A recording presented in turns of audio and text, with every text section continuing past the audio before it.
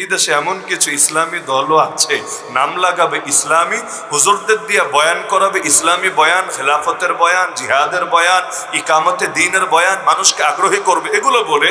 কিন্তু তাদের দলের নেতৃত্বে যারা আছে তারাও বুঝে ফেলেছে যে এই দেশে ইসলাম দিয়ে রাজনীতি করে বেশি দূর আগানো যাবে না।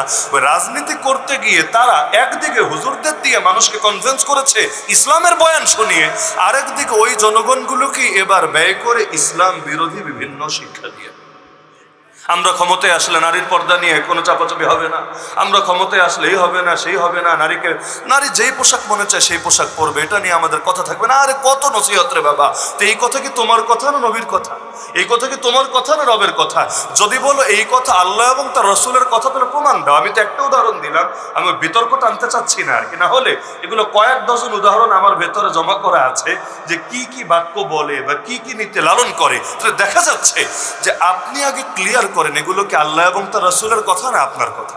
যদি বলেন আল্লাহ এবং তার রসুলের কথা, প্রমাণ দেন, তাহলে আমরাও শিখি, আমরাও বুঝি, আমরাও বলতে শুরু করি। আর যদি বলেন না এগুলো আল্লাহ এবং তার রসুলের কথা না, বরং তাদের বিরোধী কথা, আপনার নিজের বানানো কথা, যাতে করে সেকুলারদের মতো নিজেদেরকে একটু হালে পানি এনে দিতে পারেন, যাতে করে নিজেদেরকে একটু মূলধারায় সামিল করতে পারেন, তাহলে মনে রাখেন আপনার জন্য ইসলামী নাম ব্যবহার করা ধোঁকা ছাড়া কিছু হতেই পারে।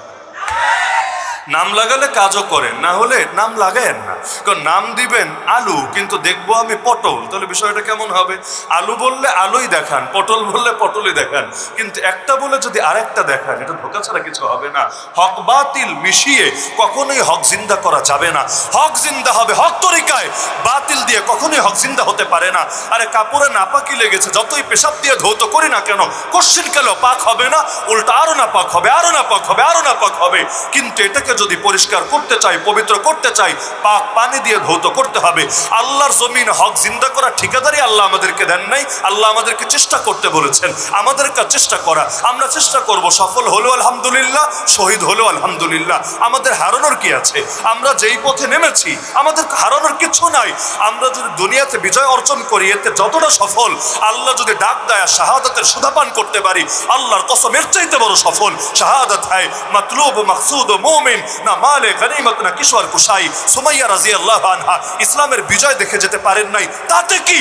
আরে আজকের যুগে যারা আফগান ইসলামের বিজয় দেখছে, সিরিয়া ইসলামের বিজয় দেখছে, পৃথিবীর বিভিন্ন প্রান্তে ইসলামের বিজয় দেখছে, ওদের সবাইকে উঠানে এক পাল্লায়। আর আল্লাহ নবীর এই সাহাবী সুমাইয়া রাদিয়াল্লাহু আনহার এক ফোঁটা রক্তকে লাগবে না, পায়ের এক ফোঁটা ধুলাকে, পায়ের একটা ধুলাকে উঠান আর এক পাল্লায়। আল্লাহর কসম করে বলবো, এই বিজয় দেখা সকলের চাইতে এক সুমাইয়া রাদিয়াল্লাহু আনহার পায়ের ধুলার দাম আল্লাহর কাছে বেশি হয়ে যাবে। কে বিজয় অর্জন করলাম কে করলাম না, এটা বড় কথা না। বিজয় অর্জন করার ঠিকাদারি আমাদের না, কারণ সাইয়ু মিন্না ওয়াল ইতমামু মিনাল্লাহ। আমরা খালি চেষ্টাই করতে পারি, পূর্ণতার মালিক আমরা না, পূর্ণতার মালিক আমরা না, বিজয়ের মালিক আল্লাহ। আল্লাহ কিভাবে কাকে দিয়ে কি বিজয় করাবেন সেটা তিনিই জানেন, কোনো বান্দা জানে না। আরে কে ভেবেছিল ইসলামী খেলাফতের প্রথম পতন হয়েছিল হালাকু খানের হাতে? সবাই ইতিহাস জানেন কম বেশি। চেঙ্গিস খানের নাতি হালাকু খানের হাতে প্রথম ইসলামী খেলাফতের পতন হয়েছে। কিন্তু আল্লাহর কি কুদরত, এই যে খেলাফতের পতনটা হলো, কিন্তু যার হাত ধরে হলো তার বংশের লোকেরাই কিনা, তার বংশের লোকেরাই কিনা আমাদের হিন্দুস্তানের জমিনেও সবচেয়ে লম্বা সময় পর্যন্ত ইসলামের পতাকাকে উঁচু রাখলো। এই মোগলরা কারা? ওই চেঙ্গিস খানের বংশধরই তো। তাহলে এই মোগলরা একদিকে তারা এখানে এত ইসলামের খেদমত আঞ্জাম দিল, যার মধ্যে আওরঙ্গজেব আলমগীরের মতো বাদশাহ আছে পুরো হিন্দুস্তানের ইতিহাসে, তার মতো দ্বিতীয় কেউ আসে নাই আজও পর্যন্ত, না আগে না পরে। এই পরিমাণ বিরল যোগ্যতা আল্লাহ তাকে দিয়েছে। কিন্তু কাদের থেকে তৈরি হয়েছে? ওই বিজয়ী জাতি থেকেই ইসলামী খেলাফতের পতন ঘটিয়েছে। নিয়ম হলো এটা, পরাজিত জাতি বিজয়ী জাতির অনুসারী হয়, এটাই নিয়ম। যেমন আমরা ইউরোপ আমেরিকার অনুসারী হয়ে গেছি, আমরা চায়না ইন্ডিয়ার অনুসারী হয়ে গেছে, এটাই নিয়ম যে পরাজিত জাতি বিজয়ী জাতির অনুসারী হয়। ধীরে ধীরে মানুষ শক্তের ভক্ত হয়ে যায়, ধীরে ধীরে। কিন্তু আল্লাহর কি কুদরত, এই হালাকু বাহিনীর ক্ষেত্রে উল্টা হলো। ওরা নিজেরা বিজয়ী, দেশ দখলকারী, কিন্তু এই পরাজিত মুসলমানদের সোহবতে এসে এরাই ধীরে ধীরে কালেমা পড়ে পড়ে মুসলমান হয়ে যেন তো না মুসলমান না, দ্বীনের সাচ্চা পাক্কা খাদেমে পরিণত হলো। আবার চিন্তা করেন, আকবর দ্বীন এলাহি বানালো, নতুন ধর্ম। বাংলাদেশে আর কি সেকুলারিজম চলে? এর চাইতেও নিকৃষ্ট দিন এলাহি বানিয়েছিল এবং চাপিয়েছিল গোটা জাতির উপর। 1 বছর 2 বছর তো না, আকবর তো প্রায় 50 বছরের প্রায় মতো শাসন করলো এই হিন্দুস্তানটাকে। এরপর সেটা মুক্ত হলো কিভাবে? কার ক্ষমতা ছিল যে আকবরের বংশের লোকদের থেকেও যুদ্ধ করে দেশ দখল করে নিয়ে তারপর ইসলাম জিন্দা করবে? কিন্তু আল্লাহর কি কুদরত! মুজাদ্দেদ আল ফেসানি সাধারণ এক হুজুর, সাধারণ মানে ক্ষমতা টমতা নাই এই অর্থে আর কি, বাহিনীও নাই ক্ষমতাও নাই, কিন্তু আদর্শ আছে তার কাছে। বাহিনী নাই, ক্ষমতা নাই, কিন্তু হক আদর্শ আছে তার কাছে। মুজাদ্দেদ আল ফেসানি এবং তার পুত্রের এই মেহনতের বরকতে, এই হকের নূরের বরকতে আল্লাহ এমন পরিবর্তন এনে দিলেন। আপনি বাদশাহ আওরঙ্গজেব আলমগীরকে দেখেন, তার প্রশংসায় পঞ্চমুখ হন, কিন্তু আপনি জানেন না যে কার মেহনতের বদৌলতে আলমগীর আলমগীর হয়ে উঠেছে, এত সুন্দর মহান বাদশাহ হয়ে উঠেছে, যার মতো বুজুর্গির লাইনেও লোক পাবেন না, এলেমের লাইনেও লোক পাবেন না, বাদশাহের লাইনে তো পাবেনই না। তাহলে কিভাবে হয়েছে? ওই মুজাদ্দেদ আল ফেসানির মেহনতেই তো হয়েছে। আমরা বিজয়ী নাকি আমরা পরাজিত এটা বড় কথা না, কিন্তু আমাদের কাছে আদর্শ আছে না আদর্শ নষ্ট হয়ে গেছে এটা বড় কথা। আদর্শ যদি ঠিকভাবে ধরে রাখতে পারি, দুনিয়াতে যদি পরাজিত হয়ে থাকি, ইনশাআল্লাহ একসময় আল্লাহ এমনভাবে পরিবর্তন ঘটাবেন যেটা আমাদের মাথায়ও ধরবে।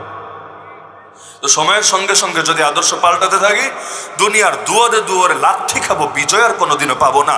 আমরা ভেবেছিটা কি? বিজয় কার হাতে?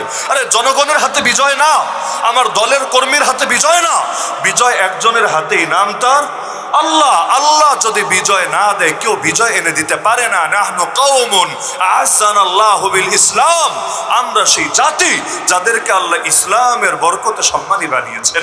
ফাইদা বিতাগাইনাল ইজ্জাতা ফি গায়রিহি আযাল্লানাল্লাহ, এখন ইসলাম ছেড়ে যেখানে ইজ্জত তালাশ করি না কেন, আর কোথাও ইজ্জত পাবো না। যিনি ইজ্জত দিয়েছিলেন তিনিই লাঞ্ছিত করে ছাড়বেন। তাহলে কি বুঝলেন কালেমা থেকে? যে লা ইলাহা এমন এক তলোয়ার, যেই তলোয়ার দিয়ে বাতিলের সঙ্গে সম্পর্কের যে রশি আছে, এই রশি কেটে ফেলতে হবে।